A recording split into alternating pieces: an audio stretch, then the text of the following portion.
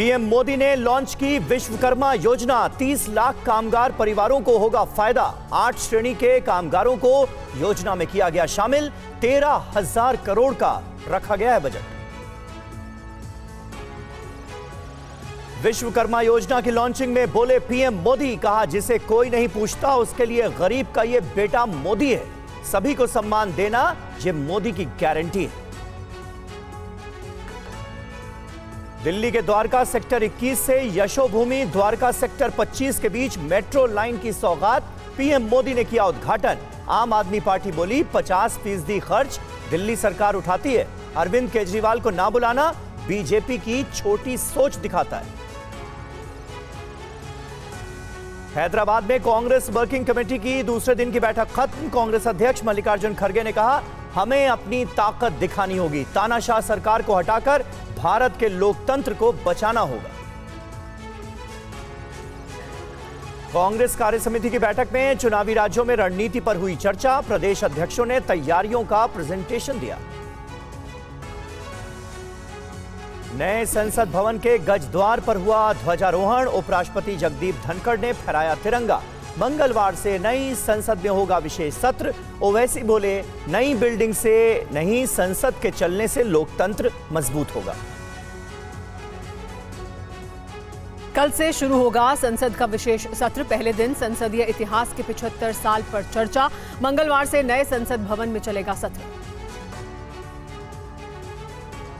संसद के विशेष सत्र को लेकर सभी दलों की बैठक। संसद को सुचारू रूप से चलाने पर चर्चा। तेलंगाना मुक्ति दिवस पर अमित शाह बोले, अंग्रेजों से आजादी मिलने के बाद 399 दिनों तक क्रूर निजाम ने हैदराबाद पर किया राज। ओवैसी का पलटवार, हैदराबाद की रियासत के समय आरएसएस और बीजेपी पैदा भी नहीं हुई थी। ओवैसी ने हैदराबाद में निकाली तिरंगा यात्रा। इंडिया गठबंधन की मीटिंग में ना बुलाने पर कहा, मुझे इसकी परवाह नहीं, ये लोग सेल्फ स्टाइल सेक्युलरिज्म के चौधरी बन रहे हैं। ओवैसी ने जताई तीसरे मोर्चे की जरूरत। केसीआर को नेतृत्व करने की दी सलाह। कांग्रेस बोली, बीजेपी, ओवैसी और केसीआर तीनों मिले हुए हैं।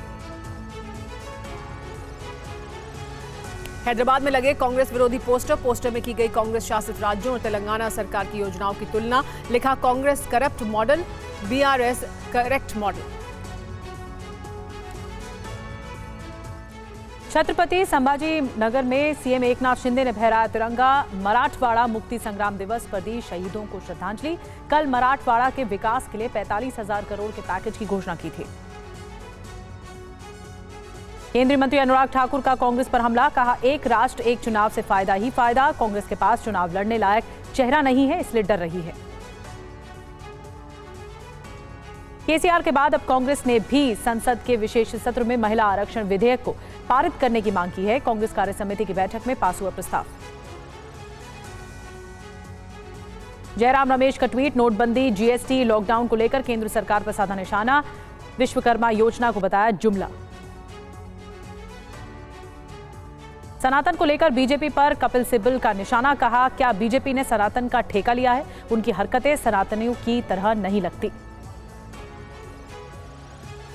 सीएम शिवराज सिंह चौहान ने मध्य प्रदेश में लाडली बहना आवास योजना की शुरुआत की है। कच्चे घरों में रहने वाली की महिलाओं को मिलेगा फायदा। कांग्रेस गणेश चतुर्थी के दिन से एमपी में निकालेगी जन आक्रोश यात्रा। 15 दिन में सभी विधानसभाओं से गुजरेगी। भोपाल में लॉन्च किया यात्रा का थीम सॉन्ग। कमलनाथ ने ट्वीट कर शिवराज सरकार पर हमला बोला। कहा, नीति आयोग ने खोल दी सरकार की पोल। एमपी 5 सबसे ज्यादा गरीब राज्यों में शुमार। चौपट रिपोर्ट कार्ड जनता के सामने आया।